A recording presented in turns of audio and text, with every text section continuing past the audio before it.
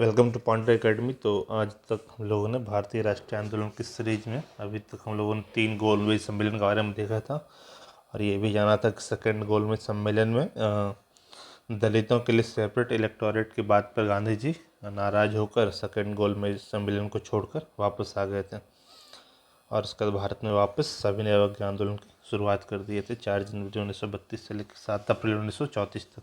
आज हम लोग उसके आगे का टॉपिक डिस्कस करेंगे कि उसके आगे क्या हुआ था उस टाइम। ठीक है, तो उसके आगे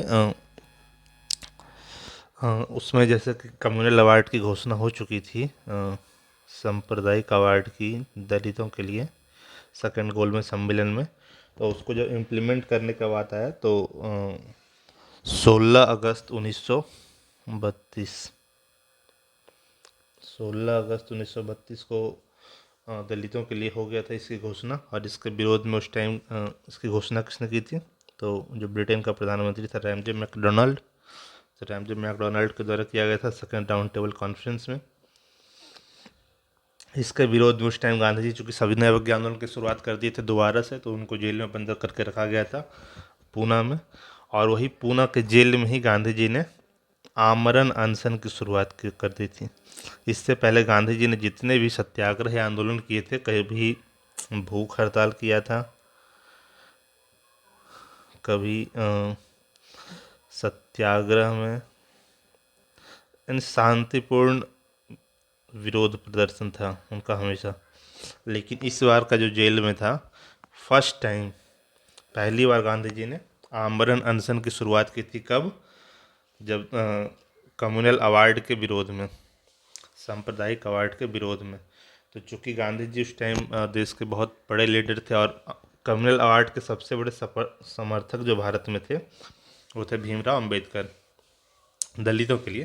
तो दलितों के लिए कम्युनल अवार्ड के सबसे बड़े समर्थक थे भीमराव अंबेडकर और गांधी जी ने उसके खिलाफ आमरण अनशन की शुरुआत की थी। और चूँकि गांधी जी का उस टाइम तक भारतीय राजनीति में कद बहुत बड़ा था, तो जब भारतीय राजनीति में कद बहुत बड़ा था तो जब वो 20 सितंबर से स्टार्ट किया और 26 सितंबर लगातार 6 दिन तक जब वो आमरण अनशन पे थे, तो अंबेडकर पे प्रेशर बढ़ना स्टार्ट हो गया। अंबेडकर जी पे प्रेशर बनना स्टार्ट हो गया कि अगर गांधी जी को कुछ हो गया तो फिर देश के लोग उनको छोड़ेंगे नहीं, अंबेडकर जी को। तो इस दबाव में आकर उन्होंने 26 सितंबर 1932 को गांधी और अंबेडकर के बीच एक समझौता हुआ जिसको पूना समझौता कहा जाता है। ठीक है, तो गांधी जी के उपवास से पूरे देश में चूँकि चिंता का माहौल था, उसी के कारण ये समझौता हुआ था, पूना समझौता। और इसमें मदन मोहन मालवीय,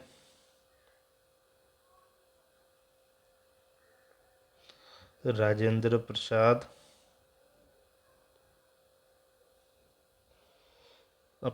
सी राजगोपालाचारी,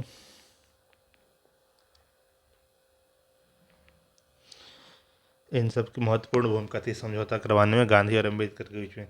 तो इस समझौते में हुआ क्या था कि ये दलितों के लिए जो पृथक निर्वाचक मंडल दिया गया उसको समाप्त कर दिया। तो पृथक निर्वाचक प्रणाली का मतलब था, जो पृथक निर्वाचक मंडल था, कि उस एरिया में बस दलित ही वोट करेगा और सिर्फ दलित ही खड़ा हो सकता है। तो गांधी जी ने कहा कि ये दलितों को हिंदुओं से अलग करने की साजिश है। तो गांधी जी ने उसके एवज में कहा कि अंबेडकर का कंसर्न ये था कि दलितों को मिलना चाहिए राजनीतिक प्रतिनिधित्व, पॉलिटिकल रिप्रेजेंटेशन मिलना चाहिए दलितों को। तो गांधी जी ने कहा जब पॉलिटिकल रिप्रेजेंटेशन की बात है तो वो हिंदुओं के साथ रहते हुए भी दे सकते हैं हम। उसके लिए क्या किया गया? तो जो प्रोविंशियल असेंबली था वहाँ पर रिजर्व सीट, जो दलितों के लिए रिजर्व सीट थी, उसकी संख्या को 71 से बढ़ाकर 147 कर दिया गया। और सेंट्रल असेंबली में भी जितना सीट था उसका 18% दलितों के लिए रिजर्व कर दिया गया। तो ये पूना समझौता के तहत हुआ। और इसके बाद फिर अंबेडकर ने कहा भी था कि ये मतलब एक तरह से उनके साथ ब्लैकमेल करके ये समझौता करवाया गया। गांधी जी आमरण अनशन की शुरुआत कर रहे थे और उसके प्रेशर में आकर उन्होंने समझौता किया।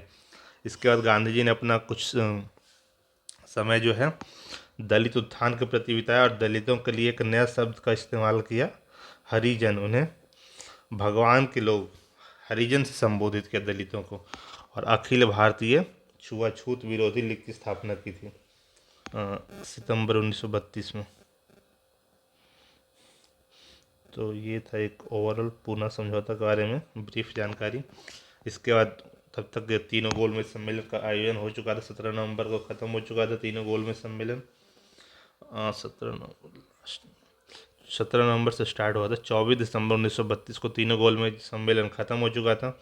और ये जो गोलमेज सम्मेलन में डिस्कशन हुआ था उसी के बेसिस पे भारत शासन अधिनियम 1935 का विधेयक लाया गया। भारत शासन अधिनियम 1935 पास हुआ। और उसी के बाद जो नेक्स्ट टॉपिक आता है हमारा वो है प्रोविंशियल इलेक्शन और 1937 का चुनाव। 1937 में जो चुनाव हुआ था उसके बारे में चर्चा करेंगे। तो ये चुनाव किस बेसिस पर हुआ था? तो ये चुनाव हुआ था भारत शासन अधिनियम 1935 के अनुसार, जो बन के आया था भारत शासन अधिनियम, उसके अनुसार ये चुनाव ऑर्गेनाइज हुआ था। और इससे पहले जो भी चुनाव हुए थे हम लोग नेहरू रिपोर्ट से पहले देखा था, जब स्वराज पार्टी की स्थापना हुई थी उस टाइम कांग्रेस इसके सपोर्ट में नहीं थी, मतलब कि चुनाव लड़ने के पक्ष में नहीं थी। लेकिन इस बार कांग्रेस ने न सिर्फ चुनाव में भाग लिया बल्कि उसमें बड़ी सफलता भी हासिल की। तो इस बार कांग्रेस को कहाँ कहाँ स्पष्ट बहुमत मिला था इस बार चुनाव में, वो देख लेते हैं हम लोग। तो मद्रास, संयुक्त प्रांत, मध्य प्रांत, बिहार और उड़ीसा ये स्टेट था जहाँ पे कांग्रेस को कंप्लीट मेजॉरिटी मिला था और कांग्रेस की सरकार बनी थी। तो ये हमारा हो गया मध्य प्रांत, ये यूनाइटेड संयुक्त प्रांत है। ये हो गया संयुक्त प्रांत, ये मध्य प्रांत, ये बिहार बंगाल, ये मद्रास वाला एरिया, और ये बिहार और उड़ीसा वाला एरिया। तो इन सब जगहों पे कांग्रेस को पूर्ण बहुमत प्राप्त हुआ था और वहाँ पे उसकी सरकार बनी थी। बम्बई, असम और पश्चिमोत्तर प्रांत, यहाँ पे पूर्ण बहुमत तो नहीं मिला था परंतु सरकार वहाँ भी उसकी बन गई थी। सबसे बड़े दल के रूप में उभरी थी तो सरकार सबसे बड़ा दल यहाँ पे बनी थी। इन सब एरिया में मिला था कांग्रेस को पूर्ण बहुमत और यहाँ पे थी सबसे बड़ा दल। तो इन जगहों पर सरकार बनी थी। और 3 स्टेट जो था जहाँ पे कांग्रेस को बहुमत नहीं मिला था, बंगाल, पंजाब और सिंध। और बाद में हम लोग देखेंगे कि यही 3 स्टेट, बंगाल का पार्टीशन होता है, बंगाल 2 भाग में बंटता है, पंजाब वो भी 2 भाग में बंटता है और सिंध पूरा चला जाता है कहाँ? पाकिस्तान के हिस्से। यही 3 स्टेट उधर जाते हैं। तो यहाँ पे कांग्रेस को बहुमत नहीं मिला था और यहाँ पर मुस्लिम लीग के समर्थन के साथ और एक पंजाब में थी यूनियनिस्ट पार्टी। तो पंजाब में यूनियनिस्ट और मुस्लिम लीग इन दोनों के समर्थन से सरकार बनती है। और बंगाल में मुस्लिम लीग और कृषक प्रजा पार्टी, मुस्लिम लीग और कृषक प्रजा पार्टी मिलकर सरकार बनाते हैं।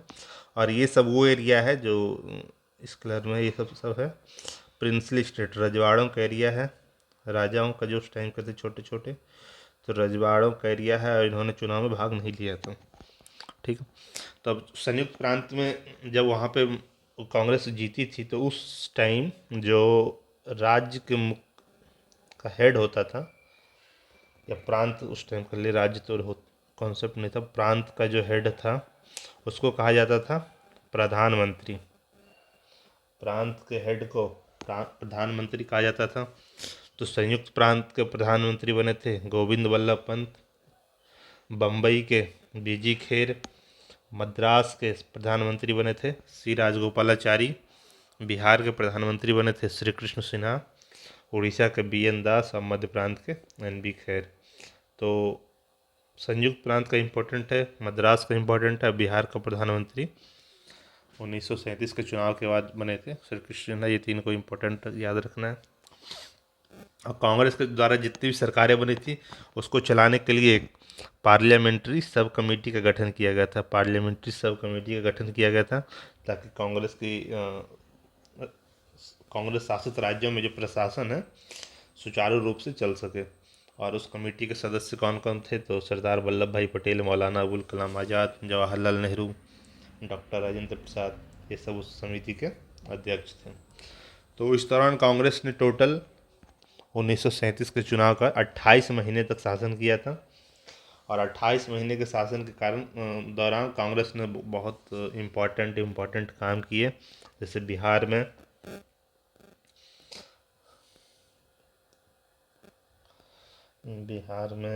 सिंचाई की सुविधाओं को बेहतर बनाने के लिए बिहार काश्तकारी बिल पास किया था। बम्बई में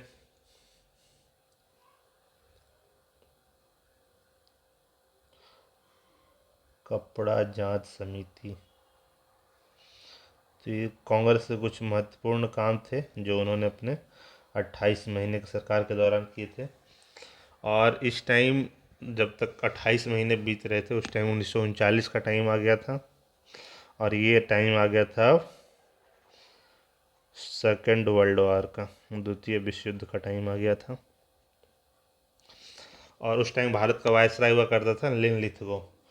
तो लिनलिथगो ने भारत यानी ब्रिटिश भारत को विश्व युद्ध में शामिल करने का प्रयास किया था कि विश्व युद्ध में भारत भी लड़ेगा।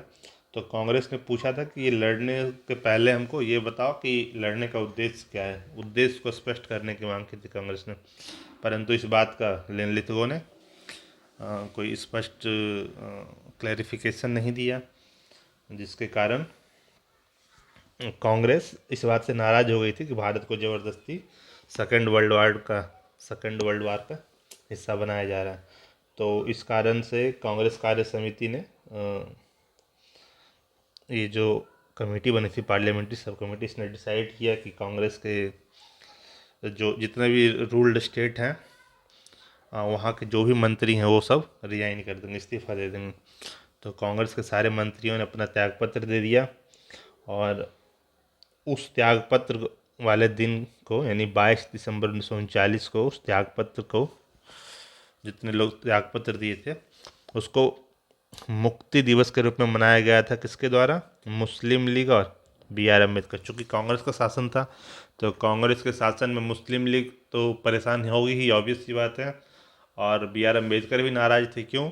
क्योंकि पूना पैक्ट के कारण, पूना समझौता के कारण उनको दलितों को पृथक निर्वाचक मंडल नहीं मिला था, तो उनकी भी नाराजगी थी। तो जब कांग्रेस के सारे मंत्रियों ने अपना इस्तीफा दे दिया, रिजाइन कर दिया, तो उस दिन को मुस्लिम लीग और B.R. अम्बेडकर के द्वारा मुक्ति दिवस के रूप में मनाया गया। तो इस वीडियो में इतना ही। उसके बाद हम लोग नेक्स्ट वीडियो में डिस्कस करेंगे कि सेकेंड वर्ल्ड वार के दौरान नेशनल मूवमेंट में क्या क्या घटनाएं हुई थी उस टाइम। एक इम्पॉर्टेंट कांग्रेस का अधिवेशन है, कांग्रेस का हरिपुरा अधिवेशन और कांग्रेस का त्रिपुरी अधिवेशन। और उसमें सुभाष चंद्र बोस की कुछ महत्वपूर्ण, उनसे संबंधित कुछ महत्वपूर्ण घटनाएं हैं, उसको हम लोग नेक्स्ट वीडियो में डिस्कस करेंगे। उसके बाद जो हमारा टॉपिक रहने वाला है क्रिप्स प्रस्ताव, क्रिप्स मिशन जो आया था, फिर क्विट इंडिया मूवमेंट, भारत छोड़ो आंदोलन, और उसके बाद फिर आगे का देखेंगे बाकी नेक्स्ट वीडियो में। धन्यवाद।